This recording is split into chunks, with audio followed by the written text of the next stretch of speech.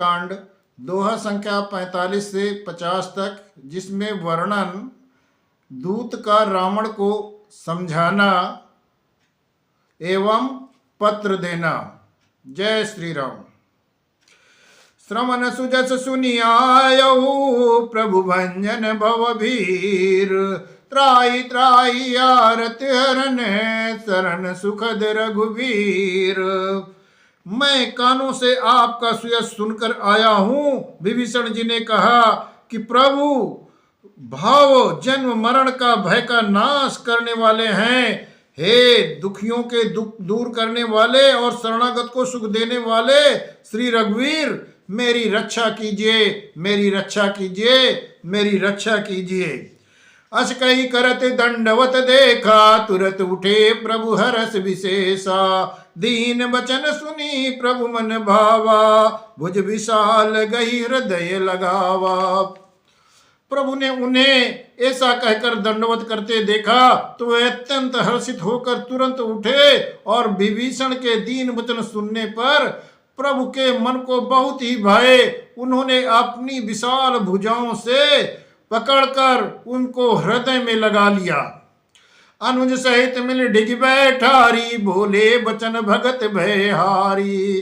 कहूँ लंकेश सहित परिवारा, कुशल कुठार बाश तुम्हारा। छोटे भाई लक्ष्मण सहित गले मिलकर उनको अपने पास बैठाकर श्री रामचंद्र जी भक्तों के भय को हरने वाले वचन बोले, हे लंकेश परिवार सहित अपनी कुशल कहो। तुम्हारा निवास बुरी जगह पर है। खल मंडली बसो दिन राती, सखा धर्म निभाई के भांति। मैं जानो तुम्हारी सब रीति, अति नय निपुण न भाव अनीति। दिन रात दुष्टों की मंडली में बसते हो, ऐसी दशा में है सके तुम्हारा धर्म किस प्रकार निभता है। मैं तुम्हारी सब रीत आचार व्यवहार जानता हूँ। तुम अत्यंत नीत निपुण हो। तुम अनीति नहीं सुहाती, तुम्हें अनीति नहीं सुहाती। बरवल बास नरक करता था, दुष्ट संग जन देई विधाता। अब पद देख कुशल रघुराया, जो तुम कीन जानी जन दाया। हे तात, नरक में रहना वरन अच्छा है, परंतु विधाता दुष्ट का संग कभी न दे। विभीषण जी ने कहा, हे रघुनाथ जी, आपके चरणों का दर्शन पर कुशल से हूँ। मैं आपने अपना सेवक जानकर मुझ पर कृपा की। तब लगी कुशल न जीव कहूँ, सपने मन विश्राम। जब लगी भजतन राम कहूँ, शोक धाम तज काम। तब तक जीव की कुशल नहीं है और न स्वप्न में ही उसके मन को शांति है, जब तक वो शोक के घर काम विषय कामना को छोड़कर श्री राम जी को नहीं भजता। तब लगी हृदय बसत खल नाना, लोभ मोह मच्छर मद माना। जब लगी उरण बसत रघुनाथा, धरे चाप सायक कटिभाता। लोभ मोह मत्सर मद और मान आदि अनेकों दुष्ट तभी तक हृदय में बसते हैं जब तक कि धनुष बाण और कमर में तर्क धारण किए हुए श्री रघुनाथ जी हृदय में नहीं बसते। ममता तरुण तमी अंधियारी, राग द्वेष उलूक सुखकारी। तब लगी हृदय बस तब लगी बसती जीव मन माही, जब लगी प्रभु प्रताप रविनाही। ममता पूर्ण अंधेरी रात है और राग द्वेष रूपी उल्लुओं को सुख देने वाली है। वो ममता रूपी रात्रि तभी तक जीव के मन को बसती है जब तक प्रभु आपका प्रताप रूपी सूर्य उदय नहीं होता। अब मैं कुशल मिटे भय भारे, देखी राम पद कमल तुम्हारे। तुम कृपाल जा पर अनुकूला, ताउन व्याप त्रिविध भवसूला। श्री राम जी आपके चरणा बिंद के दर्शन कर अब मैं कुशल से हूँ, मेरी भारी भय मिट गई। हे कृपालु, आप जिस पर अनुकूल होते हैं उसे तीनों प्रकार का भवसूल आध्यात्मिक, आदि दैविक और आदि भौतिक ताप नहीं व्यापते। मैं निश्चर अति अधम स्वभाव, शुभ आचरण कीन नहीं काऊ। जा स्वरूप मुनि ध्यान न आवा, ते प्रभु हरस हृदय मोहिलावा। मैं अत्यंत नीच स्वभाव का राक्षस हूं। मैंने कभी शुभ आचरण नहीं किया, जिनका रूप मुनियों के भी हृदय में नहीं आता। उन प्रभु ने स्वयं हर्षित होकर मुझे हृदय से लगा लिया। अहो भाग्य मम अमित अति, राम कृपा सुख पुंज। देखे उनयन बिरंच शिव, से बिजुगल पद कंज। हे कृपा और सुख के पुंज श्री राम जी, मेरा अत्यंत असीम सौभाग्य है जो मैंने ब्रह्मा और शिव जी के द्वारा सेवित युगल चरण कमलों को अपने नेत्रों से देखा। सुनऊ सका निज कहु सुभाऊ, जान भुसुंड शंभु गिर जाऊ। जो नर होई चराचर द्रोही, आवे सभय शरण तकी मोही। श्री रामचंद्र जी ने कहा, हे सखा सुनो, मैं तुम्हें अपना स्वभाव कहता हूं, जिसे काग भुसुंड शिव जी और पार्वती जी भी जानती हैं। कोई मनुष्य संपूर्ण जड़ चेतन जगत का दोही हो, यदि वो भी भयभीत होकर मेरी शरण तक कर आ जाए, तज मद मोह कपट छल नाना, करहु सद्य साधु समाना। जननी जनक बंधु सुत दारा, तनु धन भवन सुहद परिवारा। मद मोह और नाना प्रकार के छल कपट त्याग दे, तो मैं उसे बहुत शीघ्र साधु के समान कर देता हूं। माता पिता भाई पुत्र स्त्री शरीर धन घर मित्र और परिवार सबके ममता ताग बटोरी। मम पद मनहि बांधि बर डोरी। समदर्शी इच्छा कछु नाहि, हरत शोक भय नहीं मन माही। इन सबके ममत्व रूपी तागों को बटोर कर और उन सब की एक डोरी बटकर उसके द्वारा जो अपने मन को मेरे चरणों में बांध देता है, सारे सांसारिक संबंधों का केंद्र मुझे बना लेता है।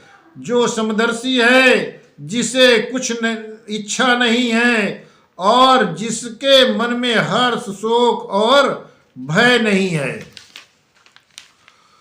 अस्त जन्म उर बस कैसे, लोभी हृदय बसई धनु जैसे। तुम सारी के संत प्रिय मोरे, धरौ देह नहीं आन निहोरे। ऐसा सज्जन मेरे हृदय में कैसे बसता है, जैसे लोभी के हृदय में धन बसता है। तुम सरीके संत तो मुझे प्रिय हैं। मैं और किसी के निहोरे से कृतज्ञता बस देह धारण नहीं करता। सगुन उपासक परहित, निरति नीत दृढ़ नेम। ते नर प्राण समान मम, जिनके दुज पद प्रेम। जो सगुण साकार भगवान के उपासक हैं, दूसरे के हित में लगे रहते हैं, नीति और नियमों में दृढ़ हैं और जिन्हें ब्राह्मणों के चरणों में प्रेम है, वो मनुष्य मेरे प्राणों के समान हैं। सुन लंकेत सकल गुण तोरे, ताते तुम अतिशय प्रिय मोरे। राम वचन सुनि बानर जूथा, सकल कहाई जय कृपा बरूथा। हे लंकापति सुनो, तुम्हारे अंदर उपरयुक्त सब गुण हैं, इससे तुम मुझे अत्यंत ही प्रिय हो। श्री राम जी के वचन सुनकर सब वानरों के समूह कहने लगे, कृपा के समूह श्री रामचंद्र जी की जय हो जय हो जय हो। सुनत विभीषण प्रभु के बानी, नहीं अघात सो नामत जानी। पद अम्बुज गई बारहि बारा, हृदय समातु न प्रेम अपारा। प्रभु की वाणी सुनते ही उसे कानों के लिए अमृत जानकर विभीषण जी अघाते नहीं है। वे बार बार श्री राम के चरण कमलों को पकड़ते हैं। अपार प्रेम है, हृदय में समाता नहीं है। सुनौ देव सचराचर स्वामी, प्रणत पाल उर अंतर जामी। उर कछुपतम बास ना रही, प्रभु पद प्रीति सरित शोभई। विभीषण जी ने कहा, हे देव, हे सचराचर जगत के स्वामी, हे शरणागत के रक्षक, हे सबके हृदय के भीतर की जानने वाले, सुनिए, मेरे हृदय में पहले कुछ वासना थी, वो प्रभु के चरणों की प्रीति रूपी नदी में बह गई। अब कृपाल निज भगति पावनी, देव सदा शिव मन भावनी। एवं अस्तु कई प्रभु रणधीरा, मांगा तुरत सिंधु कर नीरा। अब तो हे कृपाल, शिव जी के मन को सदैव प्रिय लगने वाली अपनी पवित्र भक्ति मुझे दीजिए। एवं मस्तु, ऐसा ही कहकर रणधीर प्रभु श्री रामचंद्र जी ने तुरंत ही समुद्र का जल मांगा। जदपि सखा तव इच्छा नाही, मोर दरस अमोघ जग माही। अस कई राम तिलक तै सारा, चमन वृष्टि नभ भई अपारा। और कहा, हे सखा, यद्यप तुम्हारी इच्छा नहीं है, पर जगत में मेरा दर्शन अमोघ है, वो निष्फल नहीं जाता। ऐसे कहकर श्री रामचंद्र जी ने उनको राज तिलक कर दिया। आकाश से फूलों की अपार वृष्टि हुई। रावण क्रोध अनल निज, श्वास समीर प्रचंड। जरत विभीषण राख्यो, दीन्यौ राज अखंड। जो संपद शिव राव नहीं, दीन दिए दसमात। सो संपदा विभीषण नहीं, सकुच दीन रघुनाथ। श्री रामचंद्र ने रावण के क्रोध रूपी अग्नि में जो अपनी विभीषण की श्वास वचन रूपी पवन से प्रचंड हो रही थी, जलते हुए विभीषण को बचा लिया और उसे अखंड राज्य दे दिया। शिव जी ने जो संपत्ति रावण को 10 सिरों की बलि देने पर दी थी, वही संपत्ति रघुनाथ जी ने विभीषण को बहुत सकुचते हुए दे दी। अस प्रभु छाणी भजई जे आना, ते नर पशु बिन पूछ बिसाना। निज जन जानिताई अपनावा, प्रभु स्वभाव कपिकुल मन भावा। ऐसे परम कृपाल प्रभु को छोड़कर जो मनुष्य दूसरों को भजते हैं, वो बिना सींग पूंछ के पशु हैं। अपना सेवक जानकर विभीषण को श्री राम ने अपना लिया। प्रभु का स्वभाव बानर कुल के मन को बहुत भाया। पुण्य सर्वज्ञ सर्वबुरबासी, सर्वरूप सब रहित उदासी। बोले बचन नीत प्रतिपालक, कारण मनुज तनुज कुल घालक।